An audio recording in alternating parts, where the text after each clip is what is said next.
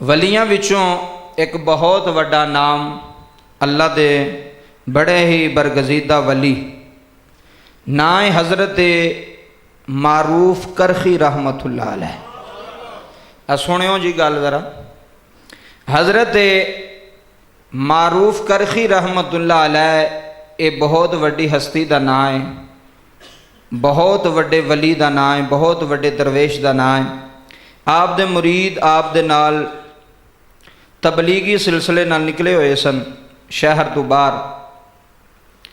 रस्ते विच वेख्या कि नौजवानों की जमात आ रही है, चंद नौजवान आ रहे ने जेड़े शराब पी रहे ने, शराब पी रहे ने ते नाल नाच गाना भी करते पे ने।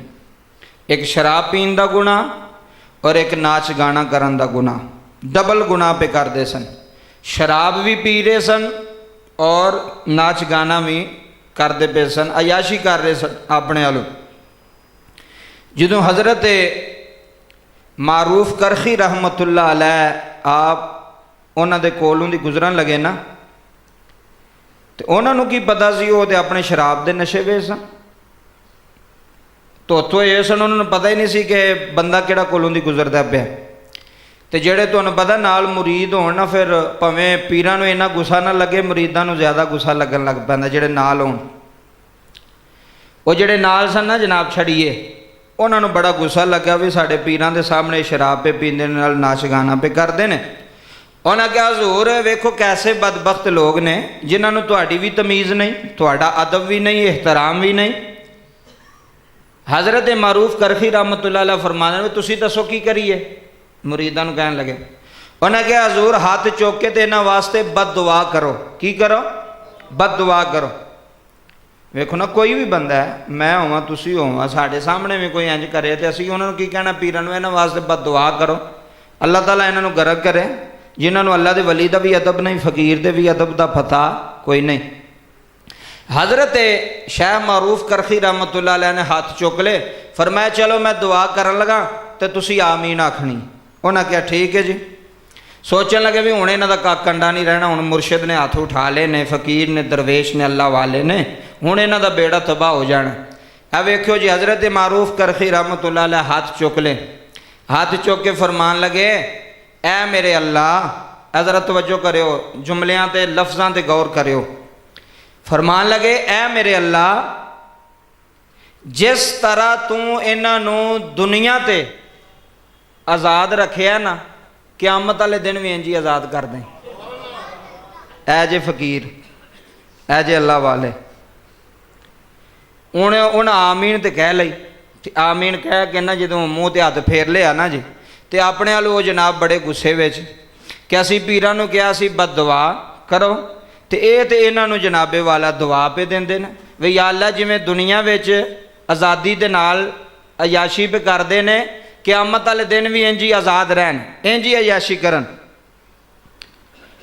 मुरीद पूछन लगे, अर्ज की हज़ूर ये तुसी की कीता है, तुसां दे इन्हां वास्ते बद दुआ करनी सी।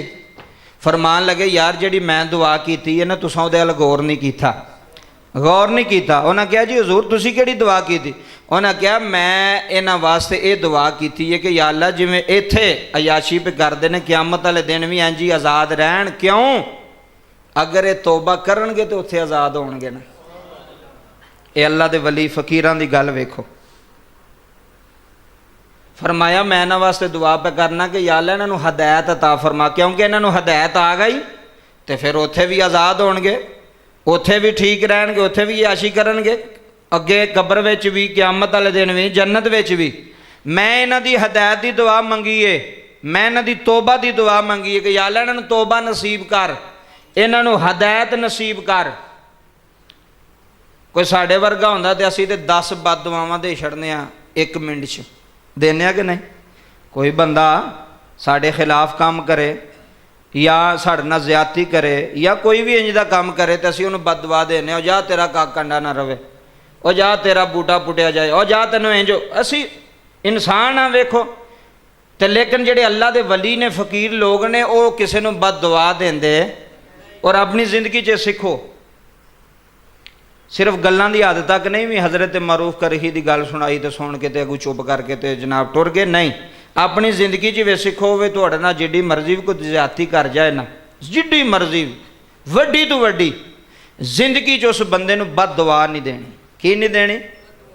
ऐ सिखो, मैं भी और तुसी भी, भावें किड्डा मर्जी भी कोई हाँ भरा होवे, सक्का भैन होवे, रिश्तेदार होण, तलकदार होण, कोई भी बंदा अगर तुहाडी जिंदगी में तुहाडे नाल कोई ज्यादती कर जांदा है, तुहानूं कोई परेशान करदा है, उहनूं बद दुआ नहीं देनी जिंदगी च। ऐ सिख लो गल। की कहना है? या अल्लाह इहनूं हदायत अता फरमा। की कहना? या अल्लाह इहनूं की कर, हदायत अता फरमा। बाप है वो पुत्तर नूं बद दुआ ना देवे। कई बार गुस्से च आके बाप पुत्तर नूं बद दुआ दे छड़दा। तो मैं तुहानूं एक नुकता दसन लगा, नुकता याद रखियो। माँ की दुआ जल्दी लगती जे औलाद नूं, ते प्यो की बद दुआ जल्दी लगती जे। माँ की दुआ जल्दी लगती है, फिर मैं बोलन लगा, माँ की दुआ जल्दी, माँ की बद दुआ नहीं लगती बच्चों ने। मेरी गल याद रखियो, क्योंकि माँ ने दौर एक दिन च 20 बारी तो उन्हें बद दुआ देनी होंगी। गुस्से नाल शरारत की, कोई तंग किया तो माँ ने जनाब बद दुआ दे। लेकिन बाप सत्या होया उन्हें जिंदगी च कदी, तो फरमाते ने कि माँ की दुआ जिहड़ी है वो जल्दी लगती है, तो प्यो की बद दुआ जल्दी लगती है। बाप की बद दुआ को बचो। तो मैं ये कहना चाहना तुहानूं भी कि औलाद नूं जिंदगी च भी बद दुआ नहीं देनी, वे तू कामयाब नहीं हो सकता। कई बारी प्यो कहे जा तू नहीं कामयाब हो सकता तू कहा तो उन्हें होना ही नहीं, फिर जे होना भी सी तो उन्हें होना ही होना, क्योंकि तेरी बद दुआ लै गई उन्हें, तेरे बुरे जुमले लै गए ने। औलाद के हक में कभी भी बुरे लफज ना बोलो, तो बुरे जुमले ना बोलो, कभी ये ना करो तू नहीं कामयाब हो सकता। जे उन्हें कामयाब होना भी होवे ना, तो वो जी प्यो की बद दुआ है उन्होंने नाकाम कर छड़दी। जो मर्जी भी हो जाए, बड़ा भी बड़ा पढ़िया लिखिया होवे, बड़ा जो मर्जी भी होवे, जिंदगी के अंदर कोई भी है बंदा तुहाडा दुश्मन है, कोई भी है, उन्होंने बद दुआ नहीं देनी। यह सीखना चीज़, नीयत कर लो अज तू दुआ ही देनी है। तो दुआ की देनी? या अल्लाह इहनूं हदायत अता फरमा, या अल्लाह इहनूं अपना रस्ता वखा। कोई बंदा तुहानूं चपेड़ा भी मार छड़दा, गालां भी कढ़ छड़दा, फिर भी नहीं देनी, क्योंकि जिहड़ा अल्लाह दे वलियां दा तरीका है ना, वो नबियां वाला तरीका हुंदा है। जिवें नबी करदे ने उंज वली कर, जिवें नबी करदे ने उंज वली करदे। नबी भी बद दुआ नहीं करदे, ते वली भी फकीर भी किसी वास्ते बद दुआ ऐ किया या अल्लाह इन्हां नूं हदायत अता फरमा। और उधर मरूफ करखी दे 8 उत्थे होए सन, तो फिर हदायत किवें ना मिलदी? को मेरे वर्गा बेअमल मौलवी थोड़ी सी है, वो तो मरूफ करखी एडा अल्लाह बंदा, उन्हां दे उठे हुए हाथ सन, तो उन्हां दे हत्थां दी अल्लाह ने लाज रखी। तो जिन्ने शराब पीने वाले सन सारे तौबा कर गए। की कर गए? तौबा कर गए। पहली गल तो इस जुम्मे की पहली गल है सीखी है तुसी, वे जिंदगी च बद दुआ नहीं करनी किसी औलाद वास्ते भी, भैणां भाइयों, किसी दुश्मन वास्ते।